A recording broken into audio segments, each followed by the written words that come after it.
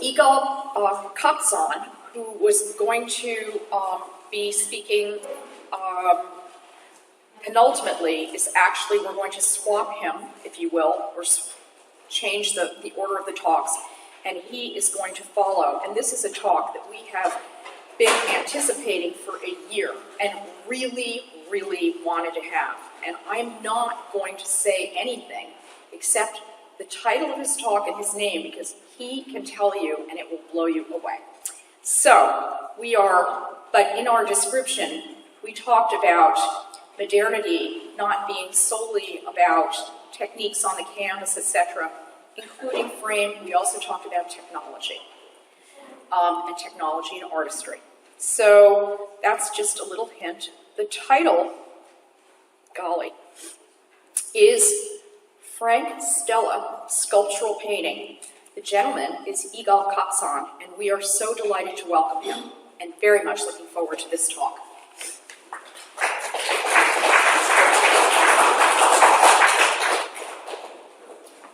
Thank you, Lisa. I have no clue if I'll be able to deliver what you promised, but I'll try. Can you hear me okay? Okay, perfect. So, and it's going to be strange standing. You can't put an Israeli in one place and tell them to stand. So I'm going to try, but I don't want to walk with the microphone. I must admit, I feel very much as a fish out of the water being here, because I'm not an artist. And when I went to I'm an engineer, and when I went to an engineering school, we used to make fun of the artist students and the architecture students. We used to say, well, if you didn't get to engineering school, you'll go become an architect or an artist. They made fun of us, saying, if you're not creative enough, you go become an engineer. Which is very true. It took me many years to learn that they were very right, because in engineering, we are good in solving problems. We're good in following instructions. We're good in taking requirements and delivering functional products. Anything you can hear me well? We're good? Anything I said now has nothing to do with art. So I spent, and we'll get to Frank in a second, I'll just tell you a little bit of a story. I spent the first 10 years of my life as an engineer designing automotive, aerospace, consumer products, shipbuilding. I spent the rest of the 15 years in my professional life. Frank is a hobby. In my professional life, designing software. And designing software for engineers. So I've designed 3 of the leading softwares that are used by engineers and architects today, like Bentley Systems, SolidWorks, Korea from PTC. But during all those times we're designing software for engineers, I've done projects as well. So I've been involved in designing product. And actually what I've been doing the last 3 years is creating software that designs jewelry. And part of the work with Frank led me towards that, and you'll learn more as we go. And as much as jewelry is something which is artistic, it's very engineering driven, because there is a manufacturing process. And there is a very, very tedious manufacturing process to get to something that looks nice. But again, engineering and something that looks nice don't go well together. So in about 2003, I was working with a company in the UK to design yachts. And I would go once every few months there, spend a few weeks with them. And then one day, a guy comes in and they introduced me to him, which I had no clue who he was, because again, I'm not an artist, I follow artists. And they said, okay, his name is Frank, very nice to meet you. I can hear echo. Is that okay? You guys hear me okay? Okay, cool. It's fine. If you hear me okay, I know what I'm saying, I just want you to know it. And this is a sculpture Frank did, I think in the 60s or the 70s. It's iron casted. It was done in Thailand. I said, I want to do it again. I want to do it again, but I want to change it. I want to make it different. I want to make it bigger. And we started to work. And some of you may recognize, you'll see where this is going. It's been in the Metropolitan Museum in 2006. And by the way, you'll see here as I go through it, we have very funny internal names. None of those names ever made it public to the world. So Frank, he names his sculptures with a K and a number, which I can never understand why, but he has an explanation behind it. This is, to me, those are the leaves, because if you look from the profile, it looks like a tree leaf. And we started playing with different versions, and actually what I'll do today is, I'll show you how some of the things are being created. Usually when you see a sculpture, we never show you the process. What you'll see here is this is the process of how this thing is being created, and there is In engineering, there is additive manufacturing and subtractive manufacturing. So you will see different approaches that we're taking, and the same thing is in sculpturing, which now I know it's either you add material or you remove material. And it's a very similar way we do things in CAD. The challenge is, of course, to make it appealing enough, interesting enough, and then sustainable by itself, because eventually it has to be built. So this is just an example of how such a leaf is being created. Following that, we started playing with different variations of how they will stand, what cuts, because if you're familiar with Frank's work, it's never solid. There is always a look through. And from a different point that you look through, you need to see different things. And the goal here is, whenever you walk around the sculpture and you look through it, we don't want you to try to understand how it was made. The brain, it should not be obvious. It should be something that you'll say, well, I have no idea how this geometry was born. I don't know how the shape was born, what was the source. You will see through the presentation today how we start with very simple stuff and how we get to those complicated geometries. And we will do different variations. And again, I had no idea what he wanted to do with this. Again, I'm an engineer, meeting with him once every few months. He'll come with some requirements, tell me do this. I just follow instructions. And once every few months, as I said, Frank will come to the UK. We will... See, engineers won't laugh from that. He will come to the UK, we will do another week of session, and we will work a little bit. Then one day he asks me, so where do you live? Of course, from my accent, he couldn't figure out. And I said, I live in Philadelphia. He said, so why are we meeting in London? I said, I don't know. He says, come to my studio in New York. I said, sure. We meet in his studio in New York, and this was 2003. And the first time I walked into his studio, it looks like a whole garbage dump to me. I have no clue what it is. To me, if I look at the shape, it has to have a meaning, it has to have a function. And when you walk in Frank back then, this was his studio, which was moved now into New Jersey. He has an airplane hangar as a studio in New Jersey. This was a three-store building in Manhattan on Broadway Street. You walk through it and none of it makes sense. But I said, I don't ask questions. He's the customer. Back then he was a customer. I don't ask questions. And we started to work. And I will come again. And this very methodic work lasted for about 2 years. And we've developed what ended up being, before I come to this picture, what ended up being Frank Stella on the roof. And if you guys remember the show that was in the Metropolitan Museum, and I'll get to that in a second. The funny thing is, because he needs an artistic side as well to it, to take all those designs. So when we were working in the UK, there was another girl by the name of Veronica. By the way, if you see here, they say the camera adds 10 pounds, so I had 8 cameras on me here. I lost weight since then. So Veronica, she's the artistic one. She's an architect. She teaches here in Columbia. And so we are the team that works together with Frank, besides the people that actually build those things. And so it's a very close relationship of how we work together, which is fun because we have some intersection, but each one of us has their own responsibilities. And you can see, so this is what used to be called painting into architecture, or 3D architecture. So the leaves, the idea behind them was not to create a sculpture, it was to create a museum. And you can see here some renderings which Veronica did of how such a building may look. And I don't know if you can see inside, but if you look inside here, you see staircases, and there are levels and floors. Of course, this was never built as a building, but we experimented a lot. And this is where we started to use 3D printing. Now, 3D printing is a hot topic today. We've been using it since 2003. So we evolved into it, and you can see very different versions, and there will be tens, if not hundreds, of different models that we still print today on every project that we do. And sometimes we make them out of plastic, sometimes they're made out of metal materials. And again, different cuts, different shapes. And that's what ended up in 2006 to be Frank Stella on the roof, with probably some of the biggest sculptures he ever did. Now, how do you manufacture something like this? How do you build this? Again, this is coming from computers. So Frank bought a 6-axis CNC machine. And the structure of this is something which is unbelievable.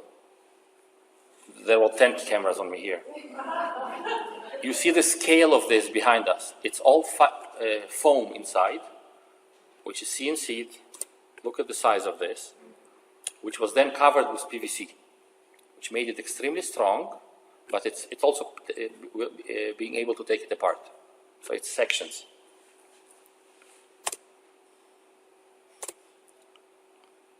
And again, this is in his hangar of an airplane inside in New Jersey. So when this was released, we said, okay, let's experiment more. And this is, I don't know if it was because I had small kids or Frank had grandkids back then, but we started an era that we call the toy era. And toys that show up, he had a dog that had some chewing games he played, my kids played, and we started taking toys, and the toys were inspiration. But it's never to just copy something, because if it exists, it's not interesting anymore. It's starting to model those things, and they're starting to form. So from one shape, they form to another shape, and this is, by the way, called the Batman as an internal name. And you can see a little bit on how it may look. I promise there are no words in my slides. Everything is 3D and images. And this is the way we communicate. So the first times I came to Frank, and he said, okay, rotate it a little bit. I would give him the mouse and said, rotate. He said, no, you rotate. I don't know how to use this thing. So Frank totally stays away from the computers, but he knows exactly what he wants. But this is still under the structured relationship we had. Here is another toy. Now what you also see here, there are different colors. Again, I'm an engineer. The colors to me mean nothing. All they mean to me is so I can see how many parts are there. So I can see where are the separation of the pieces. But it means everything to Frank. And colors is not something that he goes lightly by. Here is another guy. And then we'll make them out of different materials. And there is a whole process of how this is being made. This is actually a hollow and the tubes that go on top of it. This is how big those guys are. It's in the same process of the CNC machine, of cutting them and putting them together. And now you can see, if you remember in the first image, I had a big curved wall with painting on it. That's exactly this red part. So we've incorporated pieces he's done before. Now, if I stop at any point, you go look at the pictures he did, the paintings he did in the 50s and the 60s, you will find areas that look the same. And then at some point he said, okay, I can't understand your colors, stop sending me colors, because it confuses me, because then I have to go paint it. So we changed the whole scheme of exchange, and we either do like a monochrome in here, this way he sees it as a black canvas, or we even go wireframe. And there are catalogs and catalogs of images like this. So when I generate an image, before I meet with Frank, I'll send him all the work I've done in the last few weeks. And then he knows, he prepares what he wants to do with them when we meet.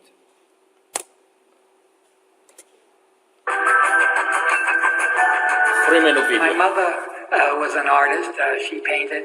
And my father, although he was an obstetrician, he worked his way through medical school as a house painter. So I was pretty much acquainted with paint, both wall painting and art painting. So I was used to the material. And so I had always been painting since, I was 10 or 12 years old. And I was interested in it.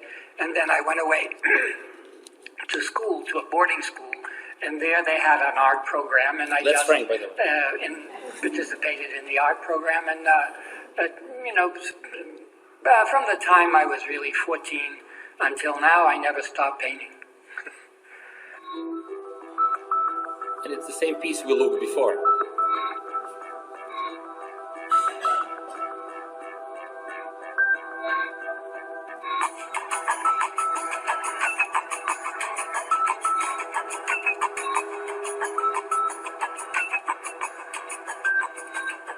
I don't know how everybody has it's not exactly a style, but I think there's an imprint.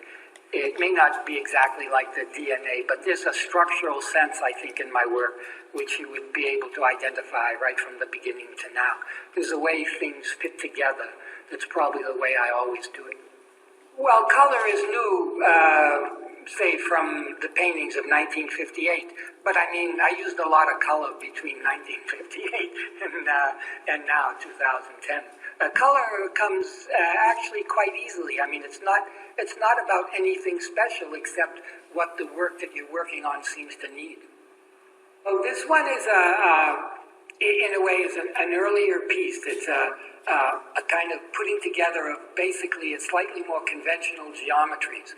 In other words, we have these star shapes, and we have these block shapes, and we have these curved interlacing shapes. And this actually, at the angle maybe that it's coming through on the camera, might look something like the protractor paintings.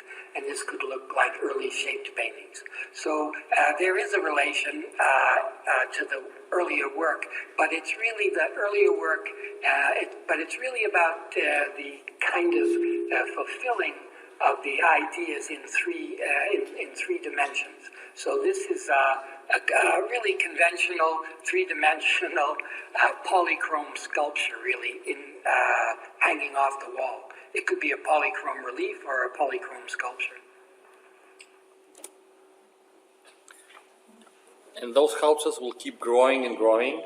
And you can see some of the biggest one we've done here, and they're 3D printed. This thing took about 2 months to print. We've also made some jewelry and to experiment, some prints as well. And then one day Frank comes and he has an orange peel. He peels an orange and said, let's see if you can model that. And I actually have the orange peel. I glued it in a way that it preserves. And we started to play with something which is called the orange peels. And then we'll peel different oranges and mandarins and to get different shapes and thicknesses, and then you bend it and you just let it dry by itself a little bit, and then it takes different shapes. But to try to convert an organic shape into a computer-driven geometry, it's not a trivial thing. So there are a variety of different tools that we use, and I developed a lot of different techniques to do that. And that's one of the sculptures that is a result of the orange peels. And now you can see on the bottom, we've actually embedded, this is one of the only few, we've actually embedded Frank's signature into the sculpture. Because he doesn't sign the sculptures. They all have a number, but this one actually it's in 3D, and there are 3 different orange peels in here, and you can see on the bottom, this was done in 2007. And there is a Frank Stella embedded into the sculpture itself. And then we can play with materials. Unfortunately, we cannot print in glass yet, but it looks great when you render something like this and you generate an image which was a transparent material. And you'll see in a second why I keep mentioning glass. This was the revolutionary piece that totally changed the way we work. Frank came with some requirement and said, go do it, and I couldn't do it. But he said, oh, show me the process. And I've worked maybe a month to try to do it. And I showed him the process. He says, well, the result is much better than I wanted. So he opened up the gate. He said, okay, go do mistakes. Don't try to follow the instructions I give you one-to-one. Have freedom and show me the mistakes. And you can see, and this is the piece that made it. And we call it the hat, because it has different hats, different shapes. There is no flat surface in here. There is no even thickness. It all comes into different shapes. Now let's spend a few minutes. I'll actually show you how this piece is made.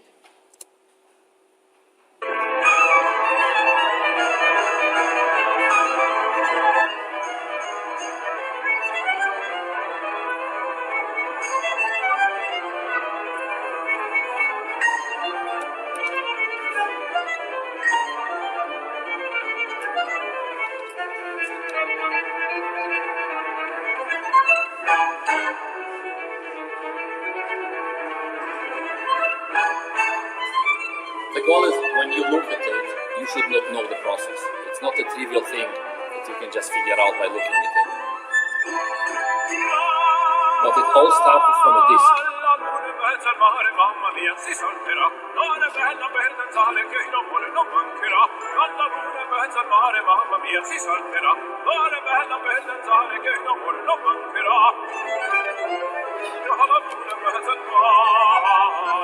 Mamma mia si salterà, resti danza tonda tonda donde via verità, un garzon bello e già su una toccherà, venticelli da una stella e la luna splendderà, il più bel con la più bella tutta notte danzerà. Mamma mia, c'ho la luna mezzo al mare, mamma mia, si salterà. Basically, we're using computers just like play. You can deform shapes, you can play with them, and you can try to see how it will look in real life.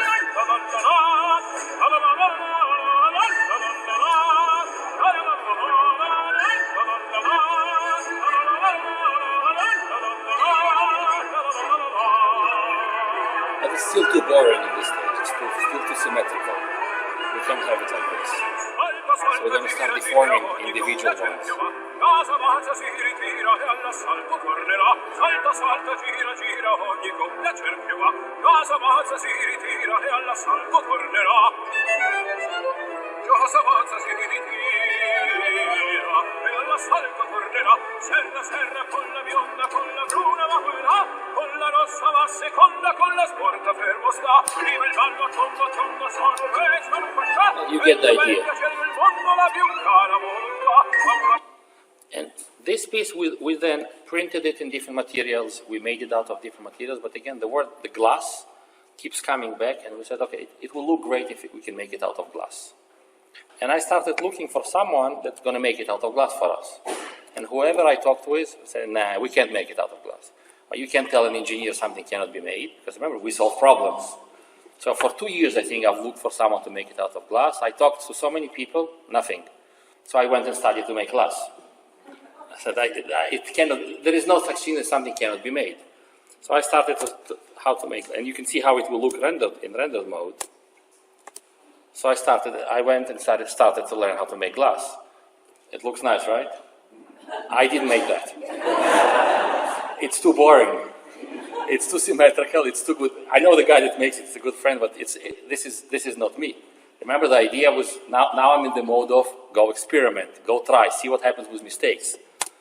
This I do make. So now, and we've actually incorporated some of glass pieces with Frank's work as well. And glass, to me, it's exactly the same thing as just working with Frank. It's to understand the physics of the material. I've been doing it now for 10 years. To understand the physics of the material, and to play with colors, to play with shapes. And if something is now to do something really symmetrical and thin in glass, you need to be really good. But for me, it's boring. So I work very big. Those pieces are about this big. They're very heavy. And when you work with heavier glass, it's easier to make mistakes, but it's also easier to correct them, and you get way more interesting shapes because gravity plays, and you can play with a variety of different things. At some point, and you can see now, I've also embedded some wood in it. So pieces that don't stand by itself, they actually have to be embedded in another piece of wood. And playing with textures and light. So when you play with this ball is about this big. It weighs about 30 pounds, which requires a whole team of people to work. You can't do glass by yourself because it's a 2,000-degree material that you don't want to make mistakes with. And I have marks all over the body of mistakes I've made when I was learning. And then you play with light. And you see this is meant exactly for light. So when you put the light under, because of the different texture, it gives you a whole different dimension of how things can look.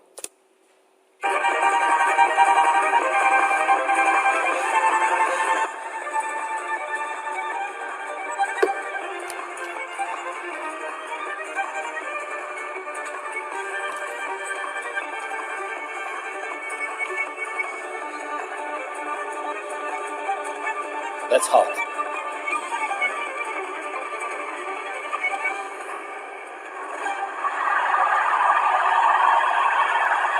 Glass is like honey. When it's hot, it's the same consistency of honey.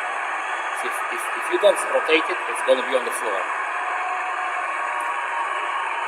And the radiant heat from it, that's why all the sleeves and all the protective materials. So this is how you apply the texture, and then you inflate it.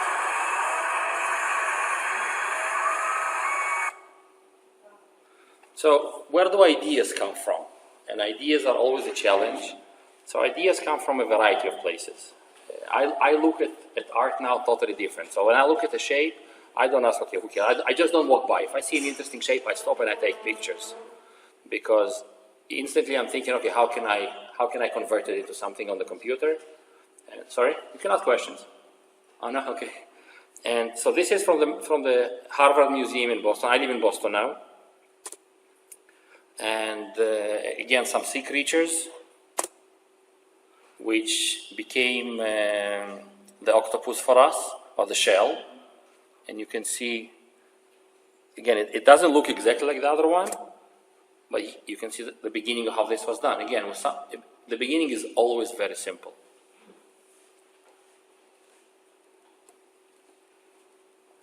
How am I doing on time? Lisa, I'm okay? Yeah.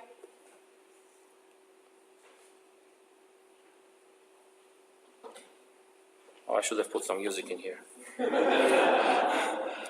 It's funny, the Italian music, I don't speak Italian, but when an Italian guy saw that, he said when I pull on something, it actually says the word pulls in the song.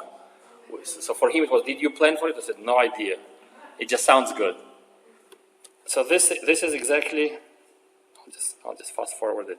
You get exactly the idea of, we always start with something simple, and those shapes go like crazy.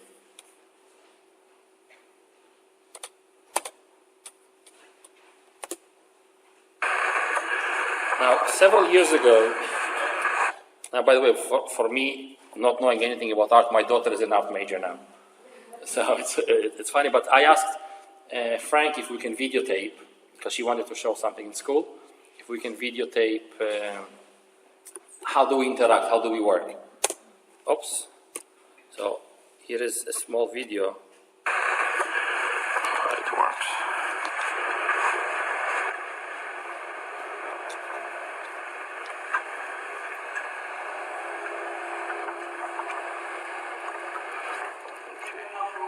Just about the 10 cameras over here. That's actually fake carbon fiber. Actually, raise it to a Can you hear?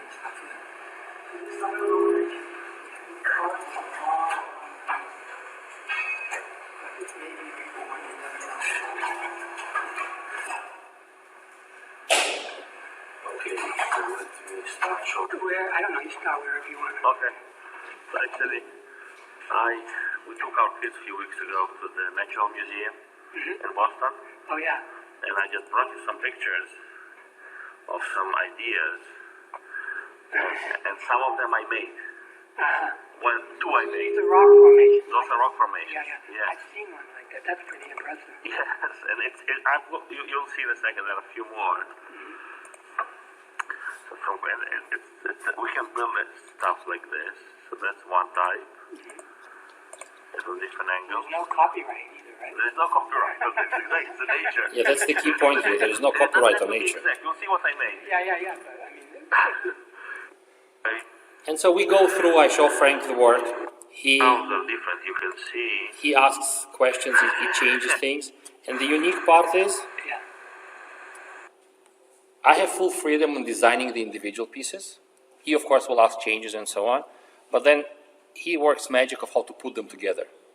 Because you'll never see a sculpture that's only one individual piece. It's always a combination of different pieces. And this is something I'm still learning. So I just throw pieces together, but then he'll make this one bigger, this one smaller, this angle, that angle, and show me from this direction, show me from this direction. And then until he gets a mental picture in his mind where he says, okay, save this, let's move on. That's the way we work. And usually it's an evolution. It's never a one-time relationship. It's a piece can be alive for 2 years before we complete it. And it keeps going on. And this is how I work with Frank now. So I can't read any of that, maybe you can. But he does sketches. And actually now I have a tablet, so I come with a tablet, he sketches on the tablet. I don't need the paper anymore, so I can keep it with me and take it back. But this part on here, this is actually, there are big chandeliers that are made this way. That was the inspiration behind that. So here are some more pieces that we've done recently, and you can see this is the snail that we just looked at. And as we go, they become more and more complicated, more and more advanced from the shape of the geometry. Honestly, because the softwares that we use keep getting better and better, and my skills keep getting better and better as well. And so far we've done 3D, for the last 13 years we've done 3D sculptures. And I think about a year ago, 7 months ago, Frank came back with the 2D idea. So taking a sculpture, and because he wants to force the audience to see it from the angle he does. And you can see from every angle, you'll see the projection on the wall, what you will see from this angle. So see, this is from this angle. So the sculpture can totally disappear. It doesn't have to be there. From this angle, and it looks like 3 different sculptures, because and we can make endless amounts of them, because every angle will generate a new result. This is another one, which we've made in the same concept. By the way, the idea behind this one was something that's this. It's spheres that are just hanging and kids can play with them. But when you start making them out of different materials, and again, glass, I can't get away from glass now. Glass gives you the reflection of something that other materials don't necessarily do, or the see-through. So we can start playing with different light. So depending on if you put the glass sculpture or acrylic sculpture, transparent, and we can 3D print acrylic materials today. If you put an acrylic sculpture, and you can see the sculptures are now extremely smaller, the pictures are much bigger, because the focuses are the 2D projections on the wall, and you can put different light source with different colors on them, you'll get a very different result. Since 2003, we've created over 7,500 3D models. Okay? 300 of them, 332 actually, made them become public. There are many more kids that are in different stages of pregnancy. Again, I have no clue how many of them will ever see the way of light, the day of light, but there is a lot of content that's hidden. I'll be happy to answer any questions if there are.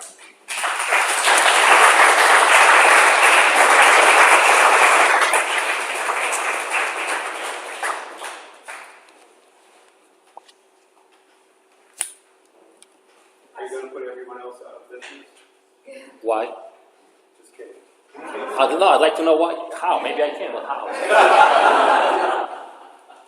No, it's not. I don't think it's not. You can just see some of few more that did. Those actually did not see the day of light.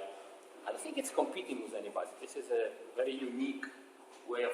There are, again, now I'm learning more and more about art, but it's a very different way of looking at art than other people do. Yes, please. How long did it take you to develop the skills of glasswork? So when someone asks me how long it takes to make a piece, I say about 2 hours and 10 years. Well, yeah. Well, I mean, it was like the I keep learning. Once a year I go up to Corning, New York. The Italian guys come there to give classes. And YouTube is my best friend. I watch YouTube on a daily basis to see new ideas. And the difference about glass, because for many years in Murano they did not reveal the secrets, they still don't tell everything. And so it's enough to see a gesture, a movement here to try to understand, but it's a hobby to me. It's a serious hobby, but it's still a hobby. How long have you been doing 10 years.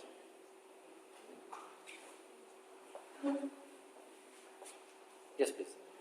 So, 10 years ago, when I understand that 3D printing was basically infancy, how did you have a machine big enough to print these? So there is a company in Belgium called Materialize, and they had the 1 square foot machine. It wasn't in 1 square foot? So 1 square meter. So each of the pieces is We break them and we chunk them and we do that. That's how we do it. And it was not in its infancy, it was just way more expensive. Because the technology didn't change much. What's changing is the printing of the materials. That's what they're improving. It wasn't the size of the printers? So this particular company had that size. They had the biggest one. Correct. Now the biggest one is in Australia. But today it's not a problem anymore.